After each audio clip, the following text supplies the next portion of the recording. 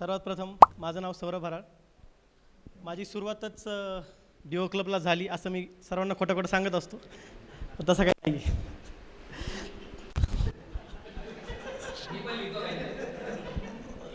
तर सर्वात महत्त्वाची गोष्ट की मी आयुष्यात खूप पनवती आहे. मी ते परफॉर्म केलं.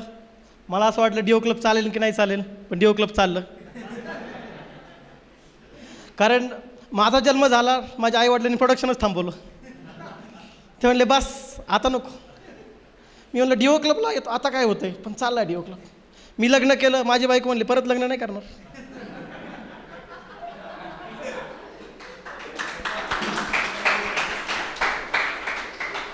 मी जी गोष्ट करतो ती थांबते. ज्या कॉलेजमध्ये इंजिनिअरिंग केलं बंद पाडायच्या मार्गावर चाललंय. आता माझाच किस्सा घ्यायचा म्हटला तर मी घरात आहे, फोर्थ चाइल्ड. पहिली माझी ताई ती झाली हौसाने झाली, नंतर दादा झाला नवसाने झाला, नंतर अजून कोणतरी पाहिजे तर अजून एक मुलगी झाली.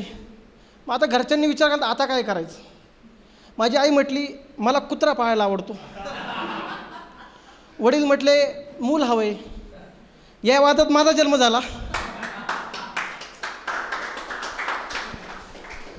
मग वडील म्हटलं आता कुत्रा म्हणून सांभाळ. मग मी आयुष्यात कोणावरती भुकू दे, कोणाला शिवाय देऊ दे, माझ्या घरी मला काहीच बोलत नव्हते. मला वाटलं मी घरचा लाडका असून शेंडी फळे, पण तसं नव्हतं. माझ्या फादरनंतर मला सांगितलं तुझा जन्म बांधावर भांडायसाठी झाला आहे.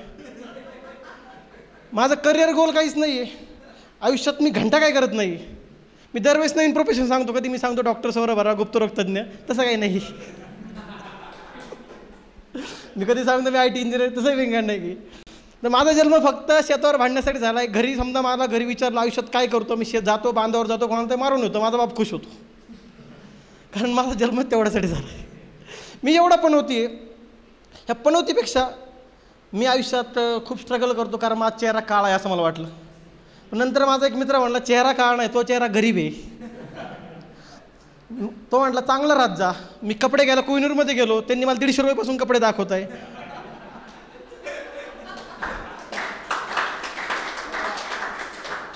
मी त्यांना म्हणलं थोडं चांगलं दाखवा ना. ते म्हणले तोंड पाहून हेच तरी लय दाखवले आम्ही. आता चेहरा गरीब, चेहरा काळा, मी चेहरा गरीब, राहणीमान भिकार, वरून मेकॅनिकल इंजिनियर आणि आयुष्याचे भयान पिस्टन लागलेले. आता मी काळा गरीब हा प्रॉब्लेम नाही. मी एकदा फ्लॅट खरेदी करायला गेलो. मला ते म्हटले सर आपण हे नाही विकायचं नाही. म्हटलं नाही तुम्ही लावलं आहे. नाही पण आम्हाला नाही विकायचं आता. ते म्हटले सर तुमचं बजेट काय. म्हटलं 1 CR पण घेऊ शकतो. ते म्हटले सर CR ते शून्य काढतात का. ते म्हटले सर नाही आम्ही फ्लॅटच नाही विकत. मला वाटलं माझं तोंड गरीब म्हणून. माझा एक मित्र आहे राम कोतकर, आला आज.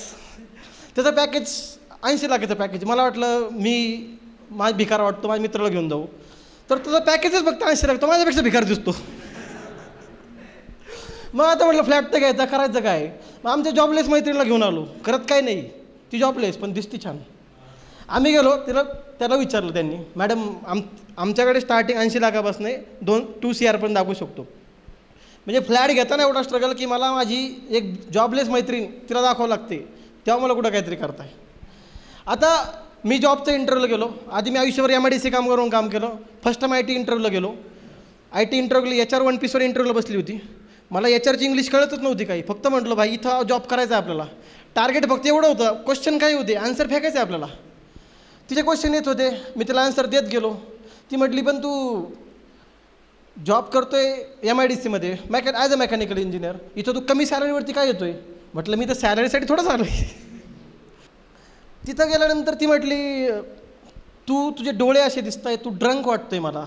तिला मी सांगितलं मी ड्रंक नाही. आता मला आयुष्यात कुठे गेलो ना सगळे लोक म्हणतात तू दारू पितो, तू बेवडा आहे.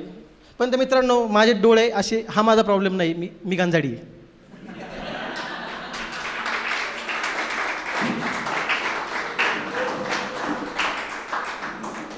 ऑफिसमध्ये 50 वेळा माझी अल्कोहोल टेस्ट केली पण मी सापडत नाही.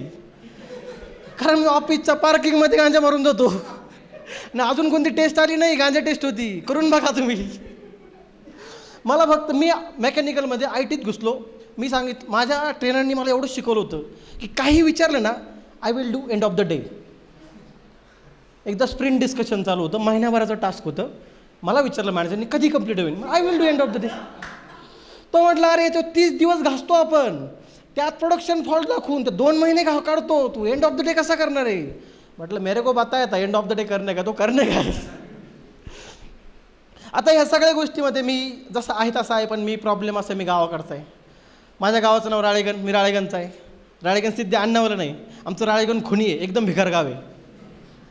आमच्या राळेगणचा किस्सा असं म्हणजे ती पत्रकारिता डेव्हलप झाली ती आमच्या राळेगणमध्येच झाली. म्हणजे तुम्ही गावाच्या एका टोकाला जर गेले, तिथे एक मुलगा एक मुलगी बोलत असतील, तर गावाच्या दुसऱ्या टोकाला जाईपर्यंत चर्चा असते ती मुलगी प्रेग्नंट आहे. ह्या नादात आम्ही अजून सिंगल पडलो आहे. आणि आमचं गाव, मी आज श्रावण असलो नावाने एकही बोलत नाही, आमचं गाव तुमच्या नगरपेक्षा खूप मॉडर्न आहे. तू प्रेमात पडला पहिलं काय करता. नाही, प्रेमात पडलं पहिलं हाय करा, मग तिला 10 वेळा फिरवा, हे करा ते करा. आम्ही डायरेक्ट विचारतो येते का उसात. येस म्हटली तर अटॅक झटॅक सॅटॅक, नाही म्हटली तर आलो गप. धन्यवाद.